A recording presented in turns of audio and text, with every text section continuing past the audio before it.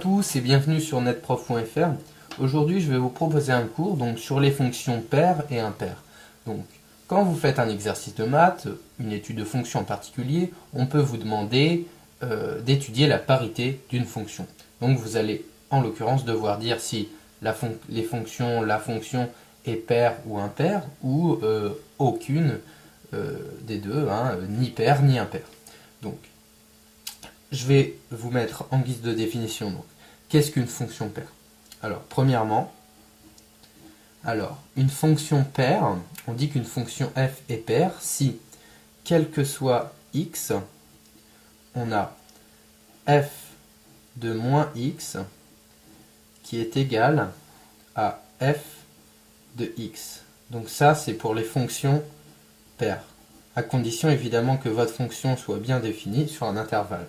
Et comment on peut les repérer? Eh bien, vous savez que le graphe d'une fonction paire est symétrique par rapport à l'axe des ordonnées. Donc si je trace ici un repère, eh bien, ma fonction, elle doit être symétrique par rapport à cet axe, l'axe des ordonnées. Donc par exemple, la fonction y égale x carré, vous voyez qu'elle va être, si vous la tracez, eh bien, elle va être symétrique par rapport à l'axe des ordonnées. Donc, par exemple, une fonction paire, vous voulez, on vous dit que f de x est égal à donc la fonction x carré. Eh bien, si vous montrez cette égalité, vous pouvez dire que la fonction est paire. Eh bien, f de moins x, comme c'est élevé au carré, ça va devenir un plus, donc c'est égal à f de moins x. Vous êtes d'accord? Donc cette fonction est paire. On va étudier, donc aussi on définit clairement souvent comme exemple que de fonction paire la fonction cosinus. Cos de moins x est égal à cos de x, c'est quelque chose de connu. Donc si vous tracez un cercle trigonométrique ici, donc vous pouvez voir ici. Donc par exemple si je prends cos de x,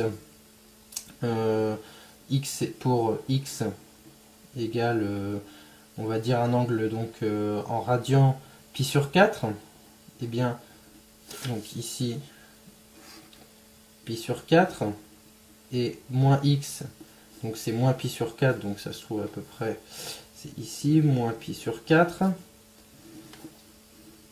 ici, et bien là, le cosinus ici, vous le savez, bien là, vous voyez que c'est égal à racine de 2 sur 2, donc ici, on voit bien que cos de moins pi sur 4 est égal à cos de pi sur 4, c'est racine de 2 sur 2.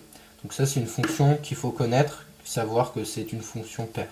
Ensuite, on va passer aux fonctions impaires. Donc deuxièmement, si donc une fonction impaire, elle est impaire si, donc quel que soit x, le a renversé c'est quel que soit x, on a f de moins x est égal à moins f de x. Donc une fonction connue qui est impaire, c'est la fonction sinus. En effet, on a sin de moins x qui est égal à moins sin de x.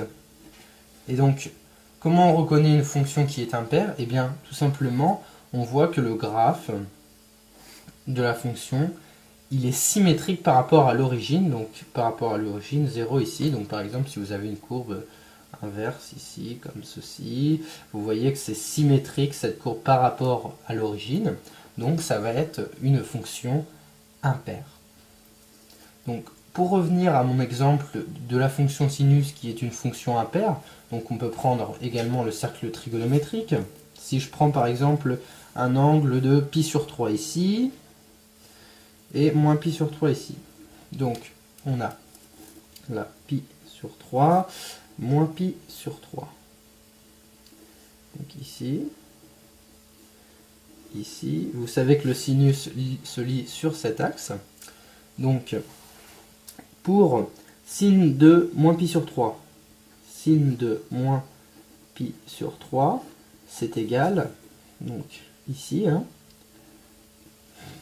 ici, vous avez sin de moins pi sur 3 qui est égal à moins racine de 3 sur 2. Moins racine de 3 sur 2. Et sin de pi sur 3 auquel j'y ajoute un moins ici, ça va être égal à racine de 3 sur 2. Mais le moins ici va jouer, donc en l'occurrence ici, donc j'ai moins racine de 3 sur 2. D'où l'égalité ici, qui se trouve ici. Et donc on voit bien que la fonction sinus est impaire quel que soit x. Vous pouvez faire pour n'importe quelle valeur de x, vous aurez toujours sin de moins x est égal à moins sinus de x. Donc je répète, pour voir une fonction paire, donc on regarde si f de moins x égale f de x. Si tel est le cas, c'est une fonction paire. Le graphe est donc symétrique par rapport à l'axe des ordonnées. Ensuite, une fonction, donc ici, ça veut dire que c'est impair, quel que soit x, j'ai f de moins x qui est égal à moins f de x. Ça définit une fonction impaire. Et le graphe est symétrique par rapport à l'origine. Bon. Donc, je vais vous poser une question, par exemple, très simple. Si on a la fonction que je nomme f de x qui est égale à 4x au carré plus 1, que je divise par x au carré moins 9. Donc, je la définis sur r carré avec x, donc on prend un domaine donc, qui en l'occurrence ne s'annule pas, donc pour r qui est donc sur r privé de 3, eh bien, vous devez étudier la parité de cette fonction. Alors, cette fonction, est-ce qu'elle est impaire, est-ce qu'elle est paire, ou est-ce qu'elle est aucune des deux? Eh bien, je vais calculer f de moins x. On va voir ce que ça me donne. f de moins x, c'est égal à 4. Donc moins x, je remplace mon moins x sur le x au carré, plus 1 divisé par moins x, donc au carré, moins 9. Et bien ça c'est égal, le carré, donc élimine mon x, ça devient positif, 4x au carré, plus 1 sur x au carré, moins 9. Et bien ça c'est égal à f de x. Et là, je peux dire que ma fonction est f de moins x égale f de x. Je peux dire que ma fonction est paire. Voici. Je vous remercie et à bientôt.